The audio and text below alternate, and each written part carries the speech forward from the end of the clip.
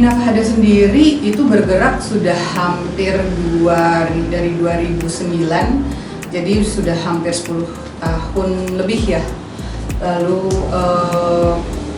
kita sih sebenarnya kalau untuk wedding setelah line Dina Fahada itu sendiri dari wedding gitu ya. Sebelumnya kita dari line-nya itu sendiri dari ready to wear, baju-bajunya lebih ke casual, lebih ke high end. Lalu dari Fahada, brand Fahada, kita menuju ke wedding, yaitu adalah nama saya sendiri, yaitu di line Dina Fahada. Dina Fahada sendiri itu custom, tidak seperti Fahada yang ready to wear. Dina Fahada itu custom khusus untuk lebih ke personal. Jadi dengan seperti tagline kita, yaitu Your Dream Dress Come True. Jadi Dina Fahada ini diferensiasinya dari desainer yang lain adalah memang kita lebih ke karakter embellishment-nya dan mengeluarkan sisi personal dari klien itu sendiri. Jadi karena menurut saya kalau wedding itu lebih personal, jadi dream dress atau impian dari pengantin itu ingin memakai dan berpenampilan seperti apa di hari besarnya, di situ Dina Fahada mengemas dan di mix antara karakter dari pengantin itu dan inspirasi dari Dina Fahada sendiri. Biasanya inspirasinya sih kalau dari saya sendiri itu Dina Fahada sering mengambil inspirasi dari gaun-gaun ataupun kebaya-kebaya yang vintage. Saya lebih mengemas dan mengkombinasikan bagaimana ide yang cukup kuat di waktu-waktu sebelumnya. Jadi misalkan di tahun 20, 30, 40 dikemas kembali jadi lebih modern, tapi sebenarnya inspirasinya saya memang selalu dari baju-baju klasik zaman dulu.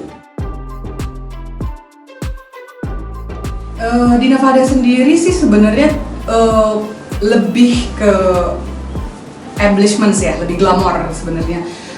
Kalau tadi yang klasik saya mengambil lebih ke arah cuttingnya, lebih ke cutting klasik ataupun inspirasi di zaman dulu, tapi saya kemas kembali dengan style yang lebih modern. Jadi biasanya itu karakternya lebih ke payet. Kalau dulu orang berimajinasi payet itu pasti dengan sebuah kemasan yang sangat-sangat glamor dan lebih ke arah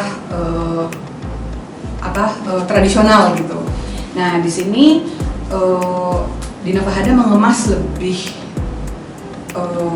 modern, lalu lebih energetik, bahkan ada kesan juga lebih seksi dan dia sendiri terlihat lebih bangga untuk memakai payet dibandingin kalau dulu ada image di mana kalau kebaya berpayet itu lebih ke tradisional gitu. Tapi Dina Fahada menghadirkan di sini payet yang kita kemas itu lebih ke modern dan lebih ke playful seperti itu sih. Jadi si pengantin ataupun klien-klien aku tuh lebih terlihat modern dengan payetnya gitu.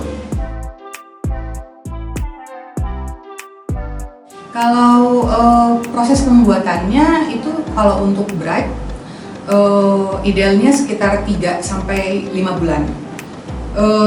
Terkadang ada juga klien yang minta lebih cepat. Di situ biasanya kita special case kayak gitu. Dan seperti yang bisa kita lihat di sini rata-rata memang aku lebih ke full embellishment, full payet tanpa berkesan untuk menutupi kecantikan brokatnya, tapi malah justru terlihat lebih bagus gitu, lebih cantik. Dan kalau hambatannya dari pengambilan bahan, kalau sekarang sih malah justru lebih enak ya gitu, kayak bahan-bahan yang ada di Indonesia ini bisa lebih kita reduce dan bahkan menambah inspirasi juga gitu. Jadi menurut aku sih cukup enak ya, nggak ada kesulitan untuk mencari bahan di Indonesia ini. Tantangannya sih sebenarnya kalau untuk ke pengantin-pengantinnya adalah bagaimana saya bisa mengeluarkan karakter si pengantin itu tersebut. Contohnya kita tahu sendiri desainer bermunculan lebih banyak lagi dan semua orang kepaku di satu platform, yaitu adalah misalkan Instagram gitu. Semuanya pasti mata tertuju pada Instagram. Di situ berarti saling menginfluence dan otomatis tanpa kita sadari waktu cepat banget dan itu membuat orang terlihat seperti sama aja gitu. Nah, tantangannya dari Dina Fahada sendiri adalah bagaimana selalu menghadirkan inovasi dari setiap rancangan saya itu akan terlihat beda. Lalu pengantinnya tersebut tetap karakternya keluar tanpa harus meninggalkan karakter Dina Fahada sendiri, bahkan membuat baju itu lebih ikonik. Jadi saya melihat satu pengantin itu memakai baju pengantinnya memang seperti kostum gitu. Jadi kayak misalkan karakternya keluar karena ya memang itu adalah hari besarnya si pengantin itu sendiri. Jadi ya tantangannya sih sebenarnya bagaimana berinovasi supaya tidak terlihat sama dengan pengantin-pengantin yang hampir setiap hari berdatangan. Kalau identitasnya dari Dina Fahada sendiri sebenarnya lebih ke arah playful gitu ya, tidak monoton dengan sebuah pakeman payet. Misalkan payet yang seperti ini adalah payet yang benar, payet yang seperti ini tidak benar, atau payet yang seperti ini murah, atau payet yang seperti ini mahal gitu. Saya sih sebenarnya tidak pernah terpatok itu. Jadi karakternya di permainan payet itu sendiri, di embellishment itu sendiri yang menurut saya itu adalah menjadi karakteristik Dina Fahada. Dan dengan cutting-cutting yang tidak terpaku oleh kebiasaan atau habit yang sudah ada, di situ menjadi karakter Dina Fahada sendiri. Karena bermain dengan karakter yang casual pun saya bisa mengemas untuk menjadi kebaya yang tradisional misalkan gitu. Kesan tradisional tidak hilang, tapi sebenarnya inspirasinya itu adalah dari sesimpel dan sesederhana mungkin baju casual dikemas menjadi glamor, menjadi playful dan tetap cantik dilihat.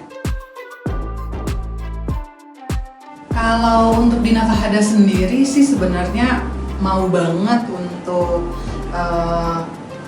go internasional gitu ya, kayak misalkan wedding di Beirut atau Dubai, terus udah gitu di Amerika sendiri. Pasti itu impian aku untuk pengen banget makein baju atau bikinin baju artis Hollywood, itu sih impian saya.